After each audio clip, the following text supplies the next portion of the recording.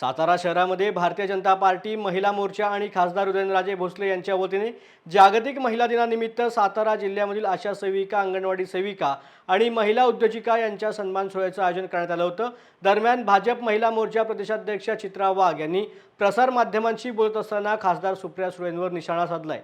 जेव्हापासून सुनेत्रा पवार बारामती लोकसभा निवडणूक लढणार हे चित्र दिसायला लागलं त्यावेळेला महाराष्ट्राच्या मोठ्या ताईंचं मानसिक संतुलन बिघडलंय, त्यामुळे ते वाटेल त्या वेळेला वाटेल ते वक्तव्य करतायत, अशी खरमरीत टीका चित्रा वाघ यांनी केलेली आहे।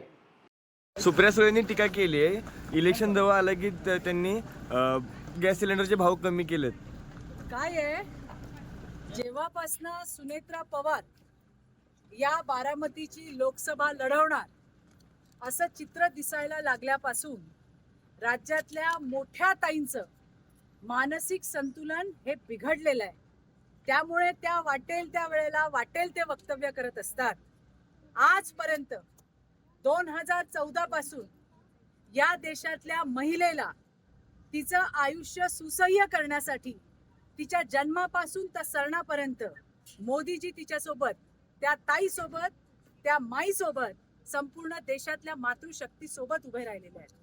आणि आपल्या मोठ्या ताई या सुद्धा मोदीजींच्या लाभार्थी आहेत। मोदीजींचं कोरोनाचं वॅक्सिन घेतलं नसतं तर काय झालं असतं? म्हणजे मोदीजींनी आपल्या विरोधकांनाही त्या ठिकाणी जीवनदान दिलंय। लस घ्या आणि माझ्यावर टीका करा, ते काम आपल्या मोठ्या ताई करतायत।